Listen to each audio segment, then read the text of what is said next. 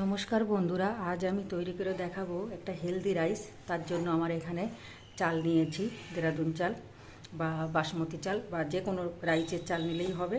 প্রথমে চালটাকে এক বাটি নিয়েছি, বাটি মেপেই নিতে হবে বা কাপ মেপে নিতে হবে। তারপরে জলে ভিজিয়ে একটু ভালো করে ধুয়ে নেব।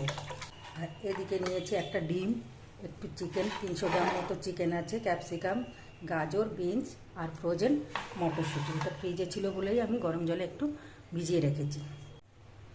প্রথমে ডিমটাকে আমি ফেটিয়ে নেব, আর ডিমের মধ্যে দেব জাস্ট একটুখানি লবণ আর একটু গোলমরিচ পাউডার দিয়ে ভালোভাবে ডিমটাকে ফেটিয়ে নিতে হবে। এবার এই যে চিকেনটা রয়েছে, চিকেনটার মধ্যে দেব আমি গোলমরিচ কিছুটা, রসুন পাউডার,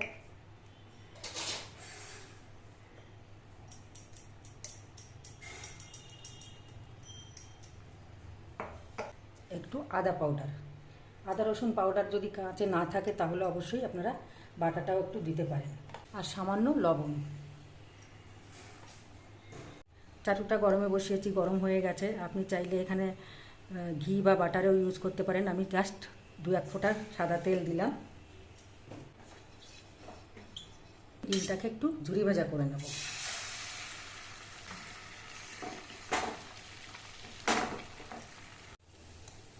ডিমটা ঝুরি ভাজা হয়ে গেছে, আমি এটাকে তুলে নেব।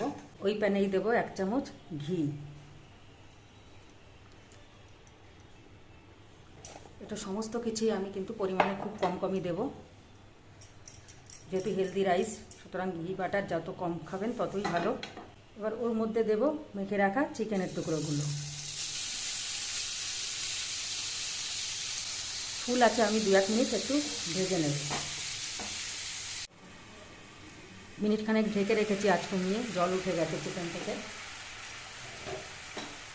এবার আঁচটা বাড়িয়ে দেবো। আমি কিন্তু এখানে কোনো কিছুই ফ্রাই করব না। দেবো গাজরের টুকরোগুলো, বিনসগুলো দেবো, ক্যাপসিকামটাও দিয়ে দেবো। আর সবজি যদি আপনার পছন্দ মতো কিছু থাকে, ব্রোকলি বা অন্য কিছু ফুলকপি, তাহলেও আপনি এখানে ইউজ করতে পারেন। এবার সমস্ত কিছু দিয়ে আঁচ বাড়িয়ে আমি একটু হালকা ভেজে নিই। এখানে খুব বেশি ভাজাভাজি কিন্তু আমি কোনোটাই করব না। বিনস, গাজর, চিকেন সব কিছুই কিন্তু একটু জল মরে মরে এসছে, মানে জলটা খানিকটা শুকিয়ে গেছে। পুরোপুরি কিন্তু জল শুকিয়ে আমি ফ্রাই করব না, আগেও বলেছি। এবার এই সময় দেবো আগে থেকে ধুয়ে রাখা চালগুলো।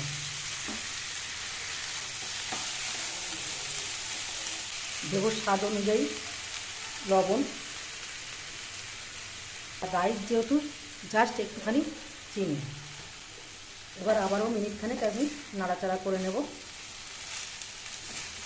যেহেতু চিকেন দেওয়া আছে তাই আমি একদম অল্প পরিমাণে একটুখানি বিরিয়ানি মশলা দিলাম।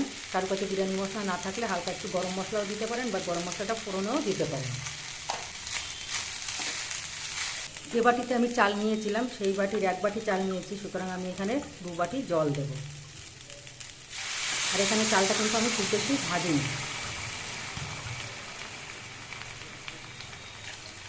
সাথে দেব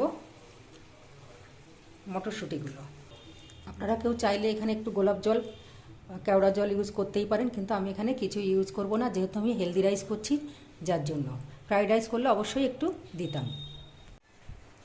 জল দিয়ে জলটা গরম হয়ে আসছে। এখানে আপনারা কেউ চাইলে গরম জলও ইউজ করতে পারেন। তবে এবার আমি মিডিয়াম ফ্লেমে রেখে ঢাকনা দিয়ে দেব। আর চালের লেভেলটা, জলের লেভেলটা সমান সমান আসবে তখন খুলব। মোটামুটি মিনিট 5 পরে খুলব। মিনিট 5 হয়েছে, মিডিয়াম ফ্লেমে আমি গ্যাসটাকে জাল করেছি। আর জল আর চালের লেভেলটা কিন্তু এবার সমান সমান এসে গেছে। তো এবার কি করব, গ্যাসটাকে কমিয়ে দেবো, একদম সিমে দিয়ে দেবো। আর একটু নাড়তে চাইলে নেড়ে চেড়ে নেবেন। আমি একটু নেড়ে চেড়ে নিচ্ছি। আবারও 5 মিনিটের জন্য আঁচ কমিয়ে ঢাকা দিয়ে রেখে দেবো। আঁচ কমিয়ে 5 মিনিট ঢাকা দিয়ে রেখেছিলাম। এবার একটু নেড়ে নেব। আর চাইলে এই সময় আপনারা কিন্তু গোলাপ জল, কেওড়া জলটা দিতেই পারেন। যেটুকু হালকা হালকা জল জল ভাব আছে, এটুকু কিন্তু এই চালটা যেটুকু ফুটতে বাকি আছে আর 10% এটা অ্যাবজর্ব করে নেবে। আর এই সময় আমি ডিমটা দেবো। ডিমটা দিয়ে একটু নেড়ে চেড়ে ঢাকা দিয়ে রেখে দেবো আরও 5 মিনিট।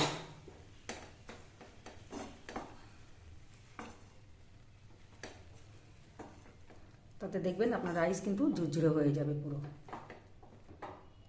5 মিনিটের জন্য ঢাকা দিয়ে রেখে দেবো। গ্যাস নেভানোর পরে 5 মিনিট আমি রেস্টে রেখেছিলাম, এখন আমি তুলে নেব। আর দেখুন রাইসগুলো কত সুন্দর ঝুরঝুরে হয়েছে, একটার সাথে একটাও লেগে নেই।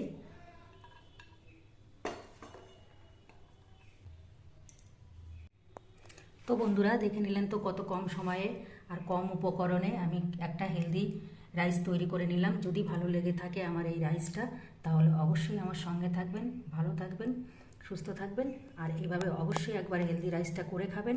নমস্কার।